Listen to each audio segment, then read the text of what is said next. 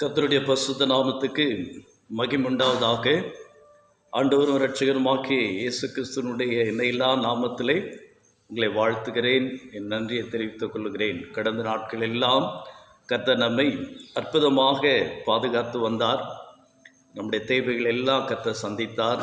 சுகபலத்தோடு கூட ஒவ்வொரு நாட்களிலும் தேவ கிருபை நமக்கு நிறைவாய் இருந்ததுக்காக நான் அவருக்கு நன்றி சொல்லுகிறேன். கடந்த நாட்கள் இந்த காலை ஜெபத்தை அநேகருடைய வாழ்க்கையில் தடையாக இருந்தது, சபைக்கு போகிறதுக்கு உங்கள் வார்த்தை எங்களுக்கு உற்சாகமாக இருந்தது என்று அநேக சாட்சிகளை நான் கேட்டுக்கொண்டிருக்கிறேன்.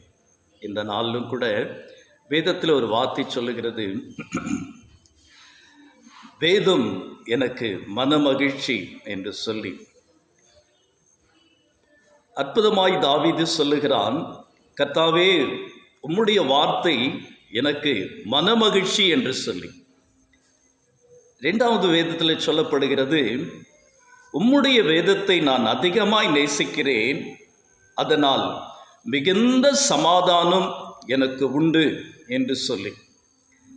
இந்த ரெண்டு வார்த்தையை நாம் ஆராய்ந்து பார்க்க வேண்டும். முதலாவது, இந்த நாளிலே எல்லா தடைகளையும் தகர்த்து போட்டு நம்முடைய உள்ளத்தின் பாரங்கள், கஷ்டங்கள், கண்ணீர், துக்கங்கள், வேதனைகள், நம்முடைய எதிர்பார்ப்புகள் இவை எல்லாவற்றையும் கொஞ்சம் தள்ளி வச்சுட்டு இந்த தேவனுடைய வார்த்தையின் மனமகிழ்ச்சியை அடைந்து கொள்ளும்படி அவருடைய வார்த்தை என் இருதயத்துக்கு ஆனந்தத்தை கொடுக்கப் போகிறது, எனக்கு சந்தோஷத்தை கொடுக்கப் போகிறது என்று சொல்லி இன்றைக்கு சபைக்கு போங்க. கர்த்தர் உங்கள் பக்கத்தில் வந்து உங்களை தொட்டு உங்களை ஆசீர்வதித்து எதெல்லாம் நீங்கள் வேண்டாம் என்று சொல்லி, தேவையில்லை என்று சொல்லி ஒதுக்கி வைத்தீர்களோ அவை எல்லாவற்றையும் கர்த்தர் மாற்றி இன்றைக்கு அந்த வேதத்தில் இருக்கிற அந்த தேவனுடைய வார்த்தையின் சந்தோஷத்தை, சமாதானத்தை வேதம் சொல்லுகிறது, நீங்கள் அழுது புலம்புவீர்கள், உலகமோ சந்தோஷப்படும், ஆனால் உன் துக்கம் சந்தோஷமாய் மாறும் என்று சொல்லி.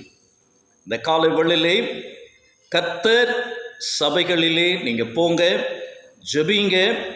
கர்த்தர் உங்களுக்கு இன்றைக்கு உங்கள் பக்கத்தில் வந்து நின்று உங்களை தொட்டு உங்களை ஆசீர்வதித்து ஆண்டவர் சொல்லுவார், உன் துக்கம் சந்தோஷமாய் மாறும் என்று சொல்லி மாற்றப்படுகிறது. அல்லேலூயா, அல்லேலூயா. கர்த்தர் நல்லவர். நாம் ஜெபிப்போமா? எங்களை அளவுக்கு அதிகமாக நேசிக்கிற பரலோக பிதாவே, வானம் திறக்கப்பட்ட அந்த நல்ல வேளையிலே பிதா, குமாரன், பரிசுத்தாவின் திரியேக நாமத்திலே என் அன்பு குடும்பங்களை ஆசீர்வதிக்கிறேன். ஓ ரபாலா ஷக்குரதினல் இவங்கரதினபா. இந்த நாள் நம்முடைய பிள்ளைகள் சபைக்கு போகட்டும். சபைக்கு போகக்கூடாது இருக்கிறபடி எல்லா தடைகளையும் இயேசுவின் நாமத்தில் உடைக்கிறேன். ஆண்டவரே, கர்த்தர் அற்புதம் செய்யுங்க. உடைய பிள்ளைகளை கொண்டு போங்க. உடைய வார்த்தை மனமகிழ்ச்சியான உடைய வார்த்தை உடைய பிள்ளைகளுக்குள் பாயிற்றும். ஆண்டவரே அப்பா, உடைய வேதத்தை அதிகமாக உடைய வார்த்தையை நேசித்து அப்பா அந்த நன்மையும் ஆசீர்வாதங்கள் இன்றைக்கு பெற்றுக்கொள்ளட்டும். ஆண்டவரே, எல்லாருடைய கண்ணீரெல்லாம், துக்கமெல்லாம் சந்தோஷமாய் இன்றைக்கு மாற்றப்படும்படியாய் செபிக்கிறேன். இயேசுவின் நாமத்திலே ஒவ்வொரு விசுவாச குடும்பங்களையும் ஆசீர்வதிக்கிறேன். ஒவ்வொரு ஊழியக்காரர்களுக்காக செபிக்கிறேன். துக்கத்தோடு, பாடுகளோடு, கண்ணீரோடு கூட ராஜா, தேவைகளோடு, எதிர்பார்ப்புகளோடு கூட இன்றைக்கு சபைகளில் நிற்கின்ற ஊழியக்காரர்களுக்காய் செபிக்கிறேன்.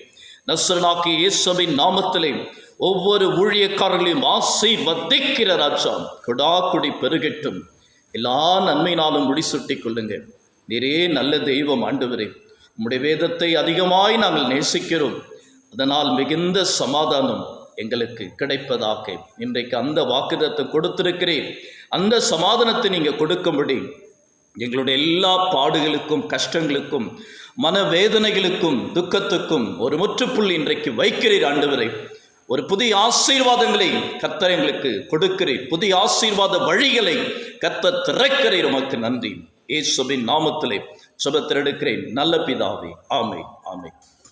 கர்த்தர் உங்களை ஆசீர்வதிப்பாராக. தேவன் நம்மோடு கூட இருக்கிறார். God bless you. God with you.